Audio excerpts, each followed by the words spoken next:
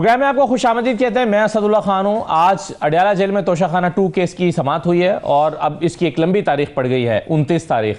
अगरचे 2-3 दिन पहले ये कहा जा रहा था कि बस अब ये केस सिमटने के करीब है और अलीमा खान साहबा और बाकी जो इमरान खान साहब की बहनें हैं वो ये कह रही थी कि बस इसमें सज़ा होने वाली है। और कुछ दिन पहले तो एक और प्रपोर्शन निकाला गया था कि एक केस में सज़ा हो रही है और दूसरे केस में रिलीफ मिलने वाला है, लेकिन वो दूसरा केस जिसमें रिलीफ को एक्सपेक्ट किया जा रहा था उसमें भी आज समाअत मनसूख हो गई। तो कुछ बेतरतीबी सी दिखाई दे रही है उन अंदाज़ों में जो इमरान खान साहब के केसेस के हवाले से उनके वकला या उनकी फैमिली लगा रही थी। लेकिन आज अडयाला जेल में मुलाकात करने के लिए चीफ मिनिस्टर खैबर पख्तूनख्वा जो नौ मुंतखब चीफ मिनिस्टर हैं वो गए, लेकिन उनकी मुलाकात नहीं हो सकी। आज कल ही उन्होंने लेटर लिखा था कि मैं मुलाकात के लिए जा रहा हूँ, इसके लिए इंतजाम किए जाएं। आज वो गए भी, मुलाकात नहीं हो सकी। और इसी दौरान प्राइम मिनिस्टर की उन्हें कॉल आई, वो रूटीन की कॉल थी, मुबारकबाद देने के लिए आई, लेकिन इसी में उन्होंने ये इस्तदा भी की कि भाई मेरी मुलाकात इमरान खान साहब से होनी चाहिए, मैंने काबीना तश्कील देनी है, मैंने जो ज़रूरी इकदाम हैं वो उठाने हैं, उसके लिए मुशावरत की ज़रूरत है। लेकिन बहरहाल ये मुलाकात नहीं होने दी गई। क्या वाकई चीफ मिनिस्टर की मुलाकात करने के लिए इजाज़त की ज़रूरत नहीं है और वो चीफ मिनिस्टर के तौर पर ये इख्तियार रखते हैं कि वो अगर चाहें तो किसी भी कैदी से जाकर मिल सकते हैं? और क्या उन्हें जो रोका गया वो ज़ाब्ते के मुताबिक नहीं था? ये डिबेट इससे जन्म ले रही है। एक तो हम इस पर बात करेंगे। दूसरा, आज़म नज़ीर तारड़ साहब का ग्रुप आज जीत गया। कहा जा रहा था कि 26वीं तरमीम के मामले पर यह रेफरेंडम होगा, लेकिन वकला ने आज़म नज़ीर तारड़ साहब के ग्रुप को वोट दिया। तो इसका क्या मतलब है कि वो 26वीं तरमीम के साथ हैं? ये एक अहम सवाल इस इंतखाब से उठा है। दूसरा, मौलाना फजल रहमान साहब की जो स्ट्रैटेजी रही है पिछले 4-5 दिन में, चीफ मिनिस्टर खैबर पख्तूनख्वा को लेकर अदालत में चैलेंज भी किया गया। अगरचे इस पर कामरान मुर्तज़ा साहब की राय थोड़ी सी मुख्तलिफ हमें दिखी और बाकी मेंबर्स की राय मुख्तलिफ दिखी। असलम गौरी साहब हमारे शो में कह रहे थे कि चीफ मिनिस्टर गवर्नर का ये इख्तियार है कि वो नामंजूर कर सकता है इस्तीफ़ा, लेकिन कामरान साहब की राय इससे मुख्तलिफ थी। बहरहाल अदालत में गए, अदालत ने अपनी राय का इजहार भी कर दिया, फैसला भी सुना दिया। इसके बावजूद कुछ लोग ये मानते हैं कि नहीं, ये इंतखाब तो अभी भी इसको गैर कानूनी ही तस्वुर किया जाए। तो इस पर अब राय क्या है, इस पर भी बात कर लेंगे। इमरान खान साहब की पैरोल पर रिहाई और कुछ और खबरें हैं जिसमें पाकिस्तान का पासपोर्ट दुनिया के 4थे नंबर पर का कमज़ोर तरीन पासपोर्ट ठहराया गया है। एक साथ अच्छी खबर पाकिस्तान के लिए ये भी है कि स्टाफ लेवल एग्रीमेंट हो गया है। 1 अरब 20 करोड़ डॉलर की रकम पाकिस्तान को मिलेगी। इससे मुआशी तौर पर क्या बेहतरी आएगी, इन तमाम चीज़ों में बात करेंगे। मेरे साथ मोहम्मद ज़ुबैर साहब तशरीफ़ फरमाए, साबिक गवर्नर सिंध है, सीनियर सियासतदान है। बहुत शुक्रिया ज़ुबैर साहब, खुशामदीद। शेर अफजल मलवा साहब हमारे साथ स्टूडियोज़ में मौजूद हैं, MNA हैं, सीनियर सियासतदान है। बहुत शुक्रिया मलवा साहब, खुशामदीद। और सेनेटर कामरान मुर्तज़ा साहब हमें ज्वाइन कर रहे हैं, JUI के रहनुमा। मैं आज सबको खुशामदीद कहूँगा। आज जो सोहेल आफरीदी साहब की मुलाकात नहीं हो सकी, क्या ये मुलाकात का करवाया जाना इस किसी ज़ाब्ते के तहत है या चीफ मिनिस्टर के पास ये इख्तियार होता है कि वो जब चाहे मिल सकें? ज़ुबैर साहब, आप क्या कमेंट करेंगे इस इशू पर? जाहिर सी बात है, इसमें ज़ाब्ता और तो कोई ऐसी चीज़ तो नहीं है। ज़ाहिर है हुकूमत नहीं चाहती कि इमरान खान के साथ इतनी आसानी से मिलवाया जाए। असल मैं बहुत दफ़ा पहले भी बता चुका हूँ और रिपीट करने के लिए बता रहा हूँ कि जब नवाज शरीफ जेल में थे और उस वक़्त जब एवरी थर्सडे मुलाकात करने, लॉयर्स की नहीं बात कर रहा, किसी की भी मुलाकात करने के हवाले से थर्सडे को होता था, या स्पेशल जिस तरह चीफ मिनिस्टर या किसी ने मिलना है कोई सीनियर सियासतदान ने, तो तकरीबन 150 लोग एवरी थर्सडे मुलाकात करने की इजाज़त होती थी नवाज शरीफ को। सुबह 9 बजे शुरू होता था, सारे 150 एक साथ तो जा नहीं सकते, तो 30-30, 35-35 की टोलियों में जाते थे और कुछ जो सीनियर लीडर्स थे वो सुबह से लेकर दोपहर तक बैठे रहते थे जब तक मुलाकात थी। तो मुलाकात करने का अगर और देना चाहिए, इजाज़त देनी चाहिए, इसको कंडेम करना चाहिए कि इस किस्म की जो रिस्ट्रिक्शंस हैं और इस किस्म की, ये पुलिस स्टेट से भी ज़्यादा एक वर्स अथॉरिटेरियन स्टेट तो हम हैं ही। तो उसमें कोई भला नहीं होता पाकिस्तान के इमेज का। पाकिस्तान का इमेज बनेगा जब आप एक ऐसी तासुर देंगे कि, और इमरान खान के ख़ास तौर पर पॉइंट ऑफ व्यू से, क्योंकि सीनियर जो वज़ीर हैं, राना सनाउल्लाह को ले लें, ख्वाजा आसिफ को ले लें, वो बैठ के जब बात करते हैं वो कहते हैं जी उनके लिए मुश्किलात अभी आसान नहीं होंगी क्योंकि वो ट्विटर अकाउंट नहीं बंद करते, वो उनकी पॉलिसी में इतनी सख्ती है। और ये यानी कि वो ख़ुद बता देते हैं, या मुनीफ फारूक हैं जो कि रिप्रेजेंट करते हैं एक ख्याल को, या फैसल वाडा हैं, तो वो ये बिल्कुल कंफर्म हो जाता है कि ये पॉलिटिकली मोटिवेटेड है, इसका लीगैलिटी से कोई ताल्लुक़ नहीं है। जब ठीक होना होगा तो आपको पता है नवाज शरीफ वापस आए थे तो उनको एयरपोर्ट में पहुंच गए थे सारे जो इस्लामाबाद हाई कोर्ट के लोग थे और वहां जाके अंगूठे लगवा लिए थे। और जब मुश्किलात आनी होती तो मुश्किलात तो स्टेट की ये कब हमें समझ आएगी। मैं तो इसको बहुत ज़्यादा कंडेम करता हूँ। सही है। जुबैर साहब, आपने तो नवाज शरीफ साहब की बात की कि 150 लोग उनसे मिलने के लिए आया करते थे। शहबाज शरीफ साहब का मैं खुद गवाह हूँ, क्योंकि मैं कवर करने के लिए नैब कोर्ट में जाया करता था। जब कोर्ट लखपत से लाए जाते थे अदालत में, तो समाअत तो 5-7 मिनट की होती थी, लेकिन फिर शहबाज शरीफ साहब जो उस वक्त पार्टी के सदर थे वो कहा करते थे जज साहब से कि अगर आप इजाज़त दें तो मैं पार्टी के मामला पर मुशावरत करना चाहता हूँ। और फिर वो 2 घंटे कमरा अदालत में, जज साहब चले जाते थे, 2 घंटे कमरा अदालत में मीटिंग चलती थी जिसमें वो पार्टी के उमूर पर तफसील से गुफ्तगू करते थे और कम से कम 20-25 लोग पार्टी के वहाँ आए हुआ करते थे और ये तकरीबन रोज का मामूल था। तो ये लेकिन अब इस पे शायद और ये मैं उसका गवाह हूँ, मैं उसका विटनेस हूँ। बहुत दफ़ा उस मीटिंग्स पे मैं मौजूद होता था। अगर 5 के साथ मीटिंग करनी है, मरीम नवाज या परवेज रशीद या मैं हूँ या 2-3 और हैं, तो कोई मसला नहीं था, कोई रोक टोक नहीं थी। बिल्कुल ये गलत तासुर दिया जाता है कि कोई रोक टोक थी। जिसने भी, जो कराची से एक आम वर्कर भी जो था, वो भी अगर जाके मिलना चाहता था या हैदराबाद से या गिलगित से, उसको भी इजाज़त होती थी। एक तरीक़ेकार उसका नाम डलवाना होता था और कई दफ़ा नाम नहीं डलवाया होता था तो हम पुलिस वालों को कहते थे कि भाई जाने दें, ये मुलाकात करके आ जाएंगे। सो आई थिंक थोड़ा सा, और हमारी जद्दोजहद का मकसद जब ये वो क्वेट करते ना कि उस वक्त भी ऐसे होता था, तो हम ये जद्दोजहद इसलिए नहीं कर रहे थे कि हम आके इससे भी ज़्यादा ख़राब काम करेंगे। अगर वो गलत, कोई भी चीज़ उस दौर में गलत हो रही थी तो हमने तो उसको इस दौर में 100 गुना ज़्यादा ख़राब कर दिया। बिल्कुल सही है। तो मरवा साहब, ये मुलाकात हो जानी चाहिए थी आपके ख्याल में आज, क्योंकि वो कहते हैं मैंने काबीना बनानी है, मुशावरत करनी है, बहुत सारी चीज़ों पर रहनुमाई लेनी है। बहुत शुक्रिया। एक तो मैं कानूनी वजाहत कर दूं कि जो जेल मैनुअल है, इस जेल मैनुअल में चंद प्रिविलेज लोग होते हैं जो किसी भी जेल को इंस्पेक्शन कर सकते हैं, जेल जा सकते हैं। इसमें मेंबर ऑफ द पार्लियामेंट सर फहरिस्त होते हैं। ठीक। दूसरी बात यह है कि एक सूबे का चीफ एग्जीक्यूटिव है और बानी की पार्टी की हुकूमत है, वहाँ पे नई काबीना उन्होंने बनानी है। अब जो उनकी आमद से पहले उसके नाम पे जो वावेला मचाया गया, इसके बाद जो इल्ज़ाम तराशियाँ की गई, फिर जिस तरीके से उनकी तकर्री को चैलेंज किया गया, ताकि अगर कोई एक मौका था जो जस्ट तरफ गुडविल पार्टियाँ दे सकती थी और एक पार्टी को क्रेडिट जाता है, दाद देनी चाहिए, वो ANP वाहिद पार्टी थी जो उन्होंने कहा नहीं, हम जमहूरी अक़दार के साथ खड़े रहेंगे। तो वो तो खैर पेश आया, ये नहीं होना चाहिए था। नए वज़ीर आला पार्टी अपने तई एक्सचेंज कर रही थी, किसी का क्या लेना देना था इसके साथ।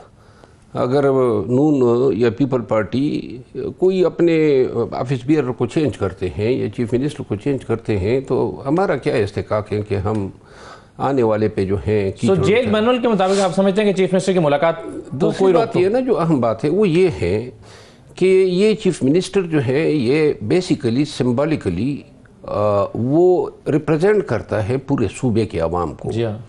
और वज़ीर आला चाहे किसी सूबे का हो, एक आईनी मनसब भी है और उसके साथ एक उस मनसब को एक तकद्दुस हासिल होता है, एक अवामी और आईनी और कानूनी तौर पे एक बड़ा बावकार ऑफिस है।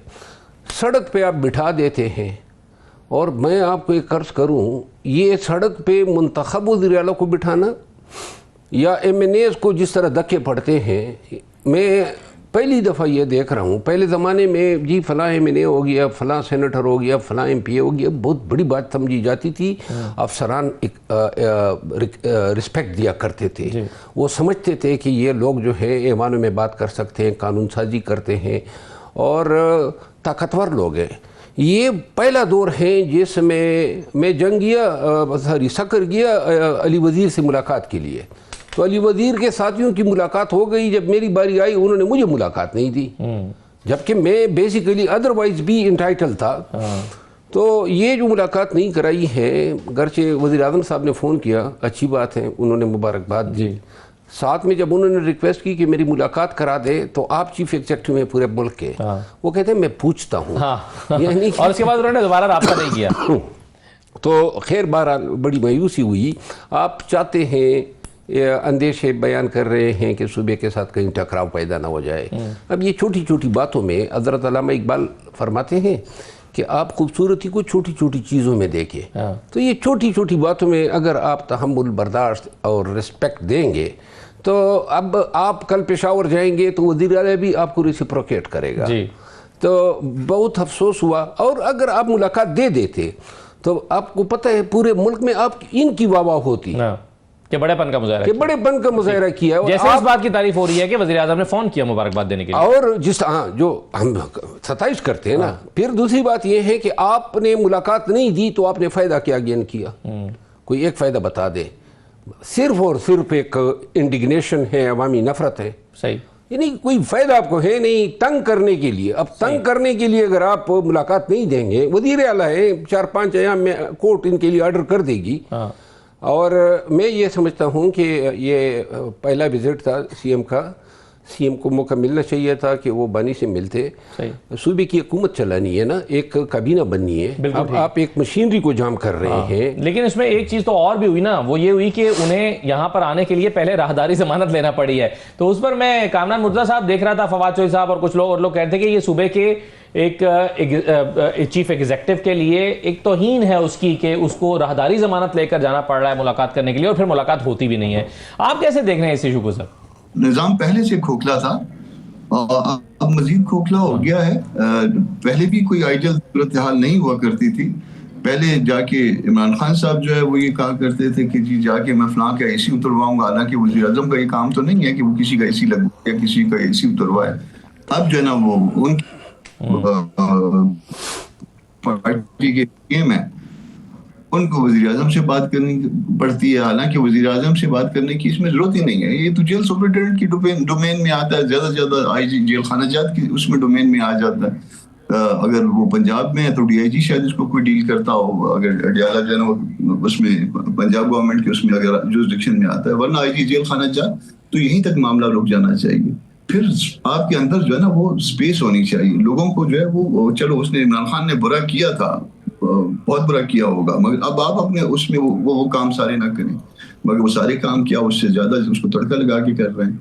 ये कल दिन फिर कभी किसी दिन भी फिर जाने हैं, और फिर जब फिर जाने हैं फिर उसके बाद जो है ना फिर ये गिले शिकवे। तो हम एक अजीब से जो है ना चक्कर में पड़े हुए हैं। कभी एक दूसरे को रुसवा कर रहा होता है, फिर दूसरे की बारी आती है, वो फिर पहले वाले को रुसवा कर, दो मिल के एक को रुसवा करते हैं। कि एक किस्म का जो है ना एक अजीब सा जो है ये हरकत है। और ये सिर्फ ये मेरा ख्याल है पाकिस्तान चंद ममालिक में रह गया है जहाँ उसमें अभी तक ये मामला ठीक नहीं हो रहा है। वरना लोगों ने जो है इसको एक्सेप्ट कर लिया कि मामला कानून के मुताबिक चलने चाहिए और दुरुस्त अंदाज में चलने चाहिए। यहाँ 26-27 करोड़ की आबादी है, उसमें हर काम जो है उसके दौर में भी गलत होता था, आज के दौर में गलत होता है। ये नहीं है कि वो नहीं है कि उसने गलत किया था, इसमें किस्मती है, लोग नहीं ठीक हो रहे। सही है, बिल्कुल सही, बिल्कुल ठीक है।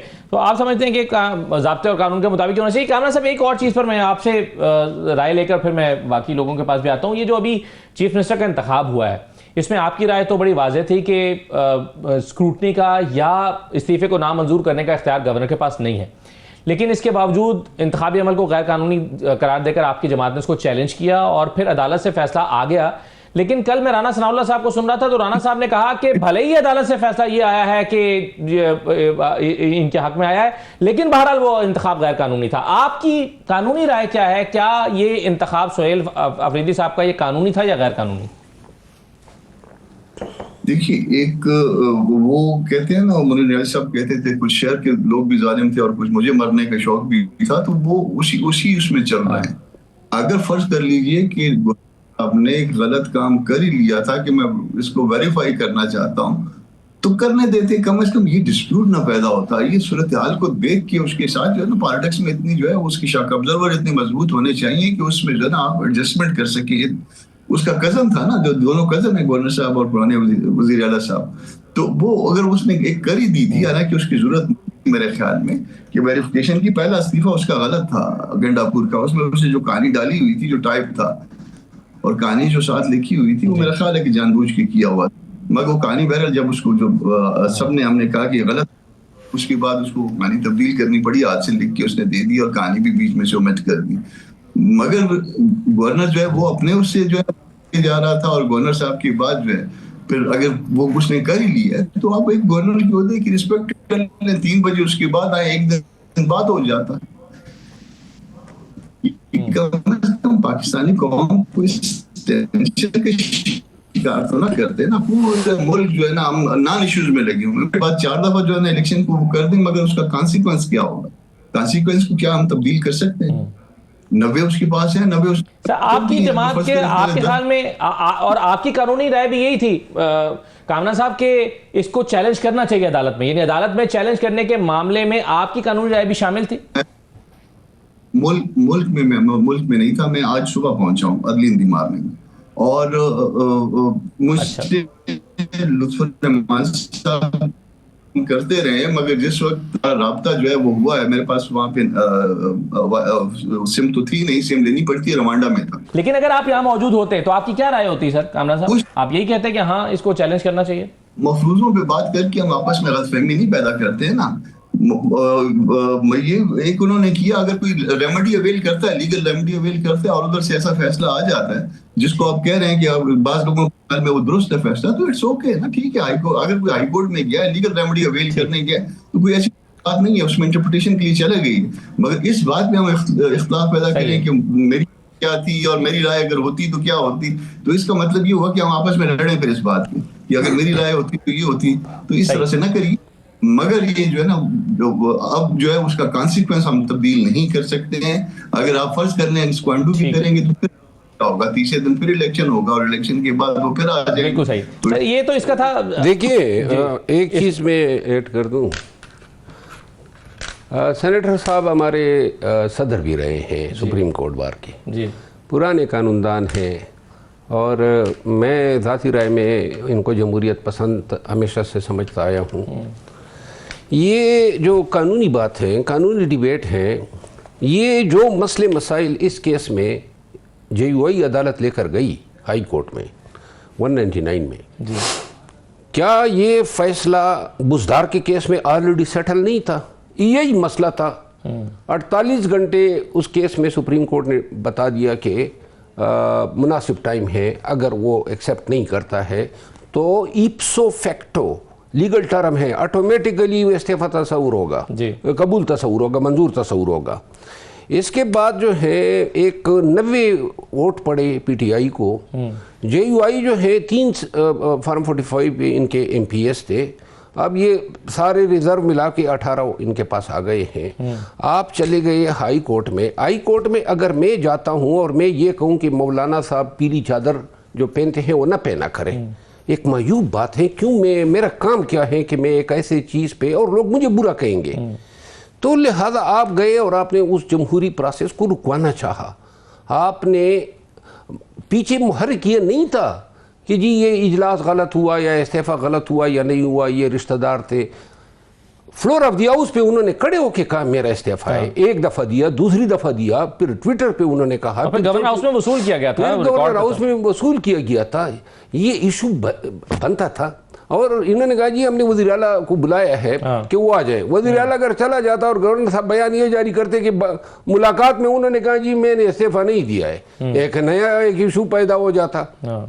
आपने हाई कोर्ट में जाके कि ये जमहूरियत नहीं है। जमहूरी पार्टियों से, उन पार्टियों से जो जमहूरी अक़दार, अखलाकी अक़दार और फिर मुआशरे में जो एथिक्स वैल्यूज़ होते हैं, बेशक आप मैदान में शिकस्त दें। अब ये हक नहीं बनता था कि रेमेडी तो हर एक के पास है। मैं कल जाके इस्लामाबाद हाई कोर्ट में रिट दायर कर दूं कि ये जो मशरिक है, मशरिक से जो सूरज निकलता है ये मगरिब से निकला करे। सो आप कह रहे हैं कि ये नहीं है, एथिकली भी नहीं करना चाहिए था, कानूनी तौर पर भी ये रेमेडी वेल करने का कोई वजह नहीं थी। अब इसके जो सियासी पहलू है ना, मैं चाहूंगा कि जुबैर साहब से ज़रा इस पर कॉमेंट लूँ। जुबैर साहब, ये आपके ख्याल में मौलाना फजल रहमान साहब ने, चूंकि ये मुशावरत हुई, तमाम जमातें बैठी और मुशावरत तो उन्होंने किया कि हम इसको चैलेंज करेंगे, हम, और ये जो अमल हुआ है इंतखाब का ये गैर कानूनी है। आपके ख्याल में मौलाना फजल रहमान साहब ने क्या हासिल करना चाहा पॉलिटिकली, या क्या गेन किया इससे, या लॉस हुआ उन्हें? मैं स्ट्रॉन्ग वर्ड्स नहीं यूज़ करना चाहूँगा मौलाना साहब के लिए, लेकिन अगर आप 2024 के तमाम इलेक्शन का प्रोसेस देखें, जिस तरह से रिजल्ट्स आए, जिस तरह से पीटीआई को दबाया गया, जिस तरह से उनके लोगों को कॉन्टेस्ट नहीं करने दिया गया, जिस तरह से उनको कवरेज नहीं मिली, बदला छीन लिया, मतलब the entire process, JUIF was very very happy about the whole thing कि पीटीआई के साथ ये सब हो रहा है। फिर सबसे ज़्यादा जो शर्मनाक बात है, जो ये मखसूस नशिस्तों के हवाले से, अभी कोई एक कॉमन सेंस भी कोई चीज़ होती है, मुझे तो लीगल नहीं पता, 199 ना आम पाकिस्तानी को पता है, उसको ये पता है कि अगर 10 सीटें कोई लेगा तो उसको एक मखसूस नशिस्त मिलेगी, ऐसे ही है ना जी, या 8 या 9 या वो डिपेंड करता है कि हर असेंबली की उस पर। अभी जिसको 10 मिली ही नहीं है, उसको 1 मिली है, उसको उससे ज़्यादा मखसूस नशिस्तें, और जिसकी 90 से ज़्यादा वो सीट्स हैं उसको 0। अभी कौन सा एक कॉमन, एक छाबड़ी वाला भी जो है उसको भी ये पता है कि ये गलत है, और ये ऐसा है कि हम एक अपनी तारीख को रिपीट कर रहे हैं, ऐसे लगता है हमने कुछ सीखा ही नहीं है। 1950s में भी यही होता था, 1960s में भी, उससे भी ज्यादा खराब है ये तो। इस किस्म की अभी इसी तरह से हमें ये एक सेंसिटिविटी भी होनी चाहिए कि केपी जो प्रोविंस है वो कितना सेंसिटिव है। एक टेररिज्म के हवाले से एक माहौल बना हुआ है, रोज आए एक कुछ ना कुछ होता है जिसमें हमारे फौजी भी शहीद होते हैं, वो पुलिस वाले भी शहीद होते हैं, फिर एक वॉर शुरू हो गई है अफगानिस्तान के साथ। अब ये सारी चीजों को देख के एक ऐसी पॉलिटिकल पार्टी जो ट्रूली रिप्रेजेंट करती है by and large the entire province, उसको आप रोकने के लिए हर हद तक जाने के लिए तैयार है। मतलब आप ऐसे, मैं तो ये कहता हूं कि बस ही नहीं हो। अच्छा, इसमें JUI सिर्फ शामिल नहीं है, PMLN भी शामिल है, पीपल्स पार्टी भी शामिल है, गवर्नर तो पीपल्स पार्टी के हैं। मतलब वो कह रहे कि कोई लिहाज ही नहीं होना चाहिए। कॉल ख्वाजा आसिफ के, कोई शर्म कोई हया होती, किसी जगह तो आप रुक जाते हैं, लेकिन नहीं, आपने इससे हल्लड़बाजी, तो फिर उसको फिर कानून बना देना। फिर इलेक्शन कमीशन से अनाउंस करा दिया कि सारे इंडिपेंडेंट हैं, फिर सडनली उनको इलेक्शन कमीशन को याद आ गया ताकि जोड़ तोड़ हो सके, ताकि खरीदो फरोख्त हो सके। लेकिन जोड़ तोड़ के अमल का तो आगाज ही जुबैर साहब हो नहीं सका। मैंने भी पावर देखी, लेकिन ये होता ना कि ये मौका ही नहीं। देखिए, जोड़ तोड़ पे मैं एक बात कीमत पर हमें पावर चाहिए जी। जुबैर साहब ये कहते हैं कि जोड़ तोड़ के अमल का तो आगाज ही नहीं हो सका, उस पर तो बात ही नहीं हुई, वो तो यानी वो एक्सरसाइज ही शुरू नहीं हुई। क्या इसका मौका नहीं था, या ऑपोजिशन की जमातों ने रेस्ट्रेंट किया? आपको कैसे पता है असद? आपको क्या पता कि बिहाइंड द सीन किसको डराया जा रहा था, किसको धमकाया जा रहा था? जाहिर सी बात है, वो कहते हैं कि जी इन्होंने जल्दी किया है, पीटीआई वालों ने। भाई जाहिर है वो जल्दी करने की कोशिश करेंगे। अगर आप 2 हफ्ते का गैप दे देते तो 2 हफ्ते में ये पता नहीं क्या कुछ कर सकते। और मैं एक मरवत साहब, मैं उनको पसंद भी करता हूँ, मरवत साहब, उनका नाम इमरान खान है यार। बानी क्या चीज होती है? सबसे बड़े लीडर, पॉलिटिकल लीडर, चाहे हम उसको लाइक करें या ना करें, उसका नाम भी लेते से अगर हम घबराते हैं। चलें, मैं एक छोटा सा ब्रेक ले लेता हूँ। अभी इस पर कमेंट भी करना चाह रहे थे मरवत साहब, ये जोड़ तोड़ का जो मामला चल रहा था, तो शेर मरवत साहब से इस पर राय लेते हैं, और फिर कामरान मुर्तज़ा साहब से, क्योंकि इसमें पीपल्स पार्टी ने ऐसा लगता है कि उनको एक आफ्टर थॉट आया और उन्होंने कहा कि नहीं गलत हो रहा है, और फौरी तौर पर गवर्नर से कहा कि आप जाएं और जाकर हल्फ लें और अपनी आनी जिम्मेदारी अदा करने में उन्होंने फिर कोई लहतोलाल से काम नहीं लिया। एक खबर मालिक साहब भी दे रहे थे, मालिक साहब ने कहा कि दोबारा खैबर पख्तूनख्वा में JUI के लिए गवर्नरी जेर बहस आई है, और ये जो एफर्ट हुई है ये उसके जेर असर है या उसकी वजह से हुई है। इस पर कामरान साहब की राय भी लूंगा। एक छोटे से ब्रेक के बाद वापस आते हैं।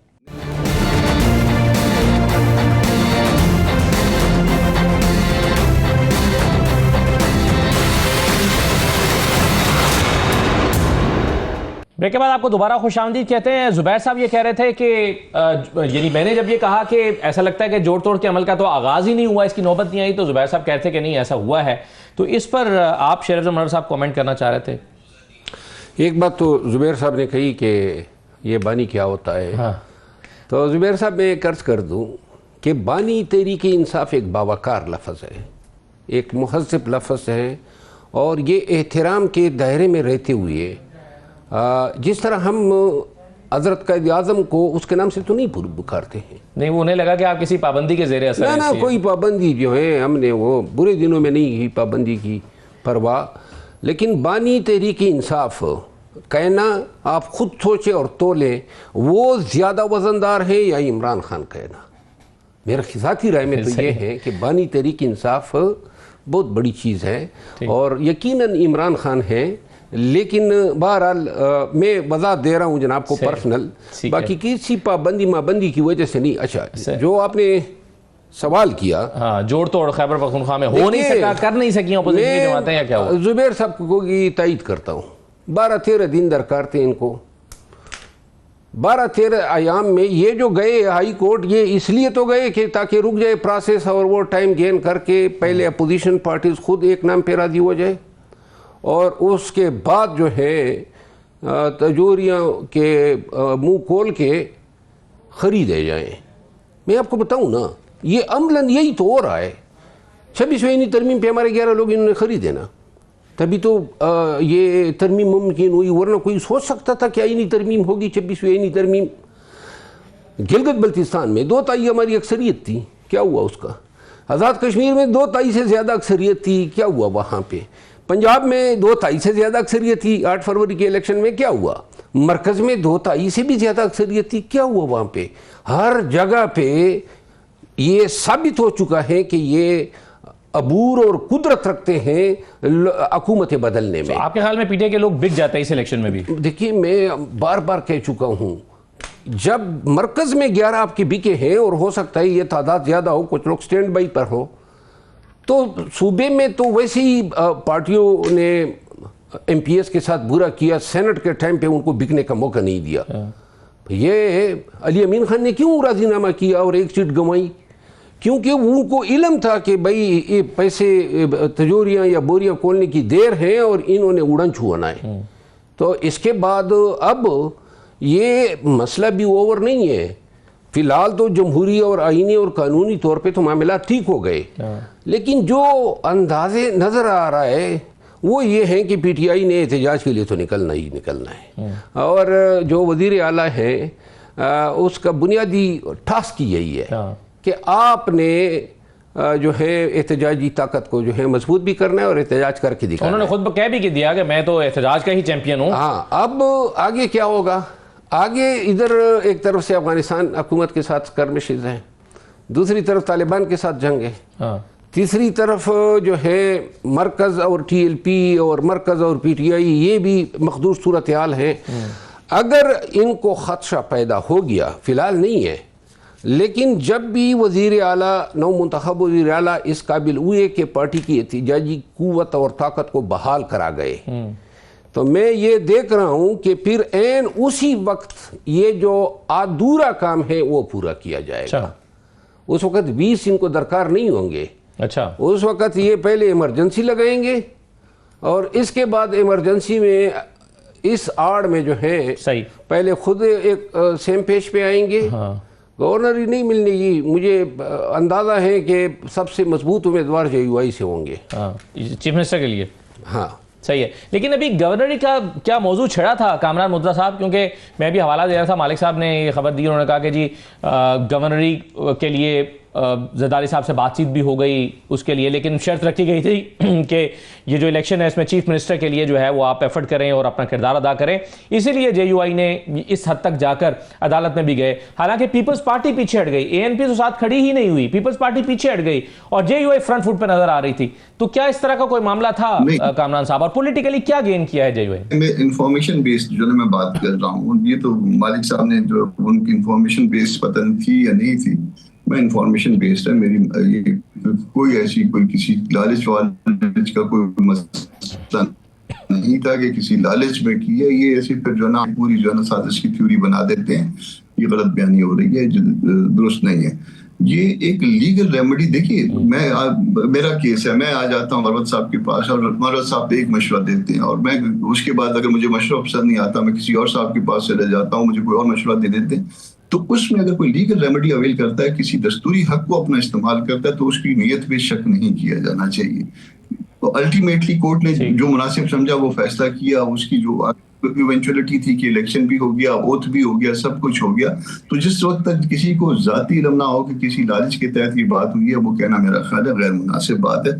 बाकी तो अगर किसी का माजी उठाना शुरू कर दें, पॉलिटिकली आप आप पॉलिटिकली क्या समझते हैं कामरान साहब के क्या गेन हुआ? देखें, पीपल्स पार्टी को अंदाजा हो गया कि ये नहीं होने जा रहा। उन्होंने एक अच्छे मौके पर यह फैसला किया कि नहीं जी, हम कोई रुकावट नहीं डालेंगे और जाकर हल्फ लेंगे। और गवर्नर साहब ने फिर जिस तरह से गवर्नर हाउस के दरवाजे खोले और जितने लोगों को आने दिया और जिस तरह से मेजबानी की, और उन्होंने फिर एक जेस्चर दिया कि नहीं, मैं तो आपके खिलाफ ही नहीं था, तो पीपल्स पार्टी ने पॉलिटिकली गेन कर लिया। आपके ख्याल में इसमें JUI ने गेन किया है कुछ? उसमें भी राय मुख्तलिफ थी। उसमें राय देखिए, गवर्नर ने जो ये इसमें कहा था कि वेरिफिकेशन के लिए, तो गवर्नर ने अपने तौर पे तो नहीं, किसी न किसी ने उनको कहा, वाइज उसमें मेरा ख्याल है कि बात की, उसने कहा कि नहीं, जब एक दस्तूरी अमल है तो दस्तूरी अमल में वो कर लेना चाहिए। तो इसमें अच्छी बात है कि बिलावल ने एक अच्छा फैसला किया और उसको अप्रिशिएट करना चाहिए। दूसरी तरफ से यहाँ पे कहीं पे राय आ गई होगी कि नहीं, ये अदालत में जाना चाहिए, क्योंकि उसका एक बैकग्राउंड मौजूद था। जुबैर साहब, अब जो मेरा पहले बुनियादी सवाल था कि मौलाना फजल रहमान साहब जो हैं, उन्होंने इसमें से क्या गेन किया है? और जो अभी मरवा साहब कह रहे हैं, वो कह रहे हैं कि ये पहली अटेम्प्ट ही नाकाम हुई क्योंकि इसमें 10-12 दिन का वक्त इनको दरकार था, चाहिए न मिल जाता तो शायद ये गेम पलट जाती। और वो कह रहे हैं कि सेकेंड अटेम्प्ट में ये होगा। अगर ये होता है तो इसके फिर क्या, यानी ये कैसे मुमकिन होगा? आप क्या होता हुआ देख रहे हैं? एग्री करते हैं जुबैर साहब? एक मैंने अभी कमेंट सुना था मुर्तज़ा साहब का, जो इन्होंने कहा कि अप्रिशिएट करना चाहिए बिलावल के फैसले को। बिल्कुल भी नहीं अप्रिशिएट करना चाहिए, कंडेम करना चाहिए। We should speak bluntly. भाई, उन्होंने सारी कोशिश कर ली, जब पता चला कि कुछ भी नहीं हो सकता तो फिर वो क्या करते?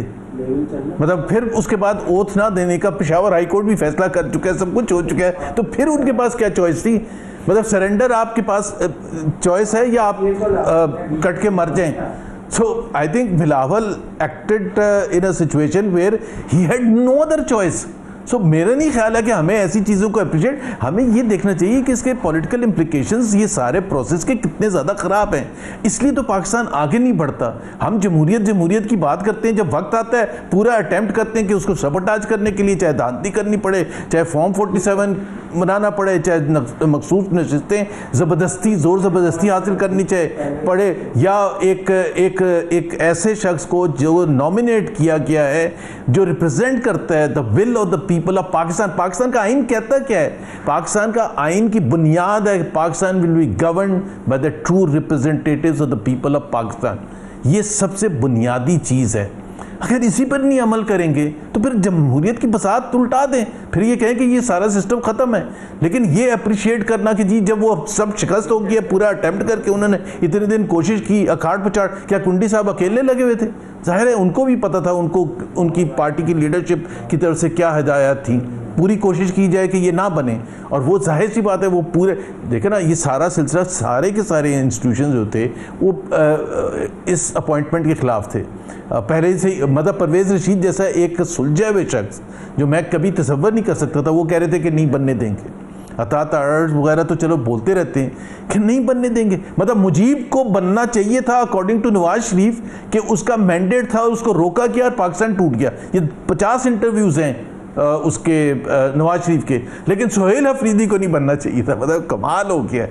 मतलब भाई आप एक चीज़ को एक्सेप्ट जब तक नहीं करेंगे, एक रियलिटी को, तो आपके पास सिर्फ दो चॉइसेस हैं। एक ये है कि आप पूरी बसात उल्टा दें कि ये तो PTI की पॉपुलैरिटी कम हो ही नहीं रही है, इसलिए इमरान खान को भी बंद रखें, PTI को भी बैन करते हैं और इलेक्टोरल प्रोसेस को भी ख़त्म कर दें। या तो ये करें, या फिर उसको दूसरा ऑप्शन सिवाय इसके कि रियलिटी को एक्सेप्ट करें और एक फ्री फेयर एंड ट्रांसपेरेंट तरीके से आगे बढ़ें, जिसमें जिसकी मर्ज़ी से अवाम आते हैं। कल मैं एक प्रोग्राम में था असद, जिसमें PMLN के मिनिस्टर ने ये कहा मैंडेट और नो मैंडेट, मैंडेट और नो मैंडेट हम उनको नहीं चलने देंगे। अब आप मुझे खुद बताएं कि जब आप ये कह रहे हैं मैंडेट, तो मैंने कहा मैंडेट तो है ही नहीं आपके पास।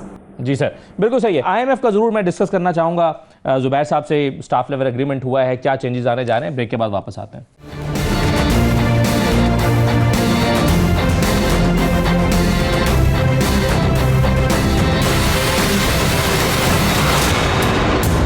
ब्रेक के बाद दोबारा खुशामदीद।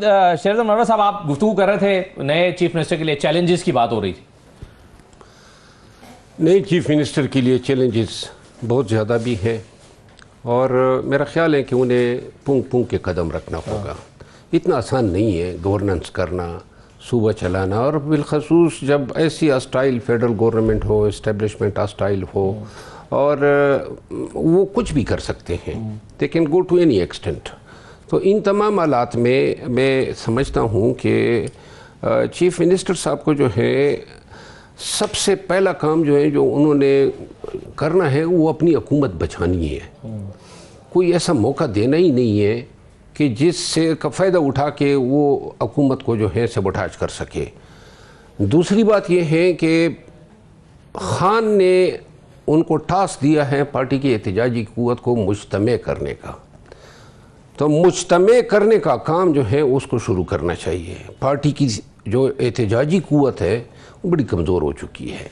जब पार्टी की एहतजाजी क़ुव्वत मजबूत हो जाएगी और पार्टी मुस्तहकम हो जाएगी तो फिर एहतजाज जो है वो पार्टी की कोई लीडरशिप भी कर सकती है।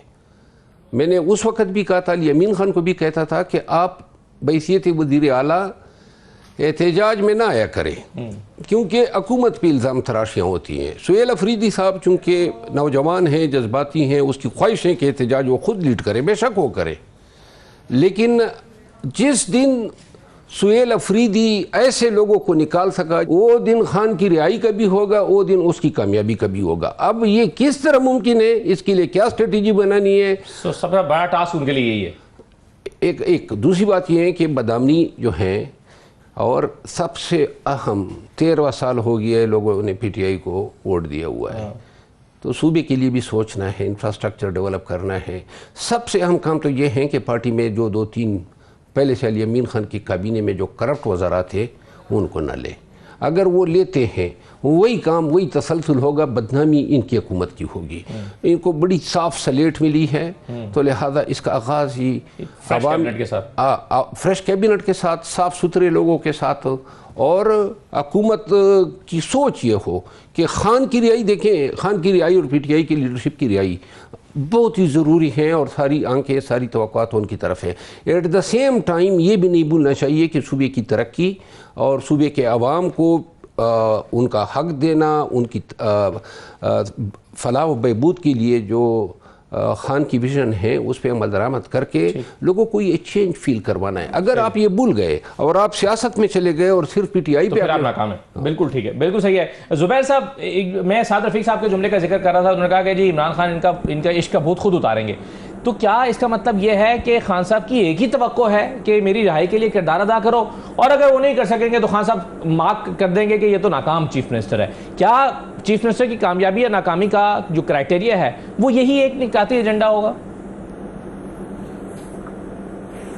मेरा ख्याल है जो एक अभी भरवत साहब ने बात की थी उसको मैं थोड़ा सा एलेबरेट ज़रूर करूँगा कि पीटीआई जहाँ एहतजाजी सियासत करे और चीफ मिनिस्टर के थ्रू करे, बिल्कुल उनका हक भी बनता है, बिकॉज पीटीआई जो हालात फेस कर रहा है उसमें उनके पास ये नंबर 1 चॉइस है, नंबर 1 प्रायोरिटी है कि जी जाहिर है उनको दीवार के साथ उनको कुचल दिया गया है, तो वो जहाँ भी उनका बस चलता है एहतजाजी सियासत ज़रूर करें जिसमें रिहाई ज़रूर शामिल है। लेकिन एक चीज़ ना भूलें जो वो मेरे ख्याल है पिछले 2 साल से 1.5 साल से भूले हुए थे कि डेवलपमेंट भी रिस्पॉन्सिबिलिटी है, और बिल्कुल शो केस करें क्लियरली सुहेल अफरीदी साहब की ये मेरी टीम है, ये जो 4, 5, 6 लोग हैं ये सिर्फ ये कोई सियासत नहीं करेंगे, ये सिर्फ डेवलपमेंट पर काम करेंगे, लोगों की भलाई पर काम करेंगे, बेरोजगारी, गुर्बत, जो भी चीज़ें हैं उनकी बुनियादी ज़रूरियात, साफ पीने का पानी, ट्रांसपोर्टेशन, ये सारी जो एजुकेशन, हेल्थ केयर, ये शो करें। एटलीस्ट अवाम ये तो देखना चाहिए, वो इस चीज़ का इंतज़ार तो नहीं कर सकते कि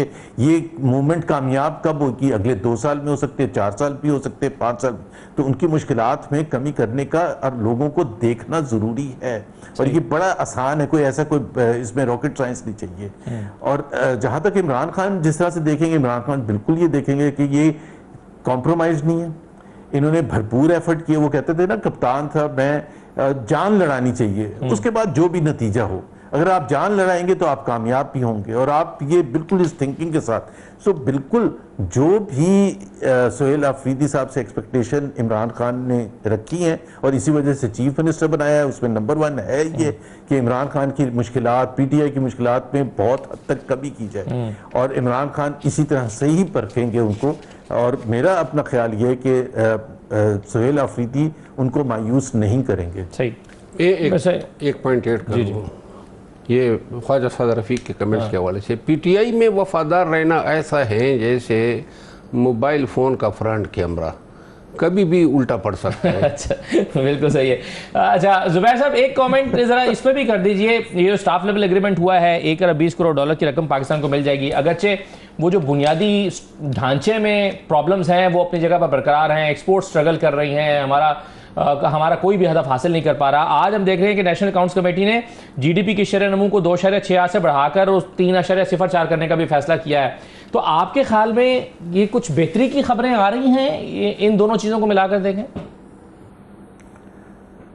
नहीं, एक तो ये नेशनल अकाउंट्स कमेटी ने जो कि ये फर्ज्ड है नंबर्स, बिल्कुल 100% फर्ज्ड है नंबर्स, इसका कोई सेंस नहीं बनता। मैं आपको सिर्फ एक एग्जांपल दे सकता हूँ कि जो फर्स्ट क्वार्टर था पिछले फिस्कल ईयर का, जनवरी से लेकर मार्च तक, उसमें इलेक्ट्रिसिटी की कंजम्पशन कम हुई थी। और उसके नेचुरल चीज़ है, इंडस्ट्री भी सोलर पर जा रही है, आम लोग भी सोलर पर जा रहे हैं, तो नेशनल ग्रिड से बिजली कम हो रही है। लास्ट क्वार्टर में ग्रोथ दिखाने के लिए बहुत से दूसरे इकदाम लिए गए, उसमें 124% इंक्रीज दिखाया है कंजम्पशन बिजली की। मतलब ये कोई मेंटली कोई एक्सेप्ट करेगा? अब वो आपने फर्ज करने, आपने किसी को खुश करना, तो एक अलग चीज है, but those numbers have no meaning. और बाय द वे मैं आपको यहाँ आपके प्रोग्राम में रिपीट कर दूं, ये जो शहबाज शरीफ के 3 साल हैं, इसमें जो जीडीपी एवरेज ग्रोथ है 1.62% रही है, जो पाकिस्तान की तारीख में कोई भी 3 साल में लोएस्ट लेवल है।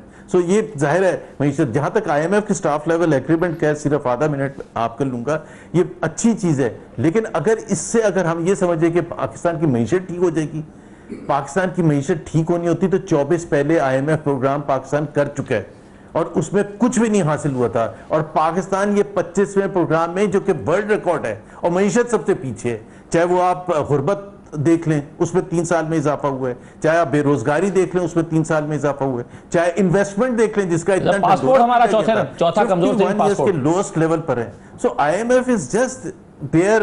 एक जाहिर डॉलर्स की हमें कमी होती है, वो डॉलर दे देते हैं, लेकिन जो बुनियादी चीजें हैं जो इकोनॉमी को सस्टेनेबल करने के लिए, लॉन्ग टर्म बेसिस पर करने के लिए, वो हम इकदाम उठाते नहीं है। और IMF हाथ हल्का रखता है और दोनों खुश हो जाते हैं। उसके बाद अगला जब जो भी रजीम आएगी वो फिर IMF के पास पहुंची होगी। मरवा साहब, आपके ख्याल में गवर्नमेंट की परफॉर्मेंस को इस तरह से जज करके आप कमेंट कर सकते हैं कि हाँ, गवर्नमेंट का जो दावा है कि हमारी मुआशी सूरत बेहतर होगी, हम परफॉर्म करें, और गवर्नमेंट का ग्राफ, PMLN का ग्राफ इसलिए बेहतर हो रहा है कि उनकी गवर्नेंस बहुत अच्छी है? देखिए, चंद चीज़ों में इनको कामयाबियाँ मिली हैं, बिलखसूस जंग के बाद, और फिर ये पैक्ट हुआ, फिर जो ट्रंप ने इनका जिस तरीके से इस्तकबाल किया, या जो बार बार फिर ये फ़लस्तीन के क्राइसिस आए। लेकिन सवाल ये है, और इसमें यकीनन इनकी अपनी काविश कोशिशें होंगी, कुछ इलाकाई खित्ते की सूरत हाल ही ऐसी थी कि खुदा भी इन पे मेहरबान हो गया। लेकिन मैं एक अर्ज़ करूँ, बात यह है माशी सूरत हाल, हमारी माशी सूरत हाल के बारे में, कर्ज़ों पे हम जी रहे हैं, कर्ज़ों पे कर्ज़े ले रहे हैं, सच का पता अभी तक नहीं है कि GDP हमारी बढ़ रही है। तो मैं सिर्फ इतना कहूँगा, जब तक आप कोई मईशत का रोड मैप नहीं देंगे, ये कर्जे हम उतारेंगे किस तरह? 80,000 अरब से ज़्यादा तो कर्जे हो गए हैं, रोड मैप नहीं है, फलां से कर्जा मिल गया जी, फलां के पास चले गए, तो ये इसके साथ जो हालात ये हो गए हैं कि हम कर्जे मिलने पर सेलिब्रेट कर रहे हैं, खुश हो रहे हैं। तो लिहाजा ये इसको हम तरक्की नहीं कह सकते। जो मईशत कर्जों पे चल रही हो, और जो अखराजात में कमी और टैक्स बढ़ाने, और जो इंपोर्ट बढ़ाने की, एक्सपोर्ट बढ़ाने के लिए कोई रोड मैप नहीं रखती है, तो मेरा ख्याल है अभी हमारी जो बरामदात है वो हमारी गुज़िश्ता साल से मजीद कम हुई है। बिल्कुल सही है, और दरामदात बढ़ रही है, पेट्रोल जो है, और जो इंपोर्ट बिल बढ़ रहा है, एक्सपोर्ट बढ़ नहीं रही। बहुत शुक्रिया आपका शरीफ मरवा साहब। जुबैर साहब, बहुत शुक्रिया प्रोग्राम में शिरकत करने के लिए। कामरान मुर्तज़ा साहब भी हमारे साथ शरीक रहे प्रोग्राम के पहले दोनों हिस्सों में। इजाज़त दीजिए, अल्लाह हाफिज़।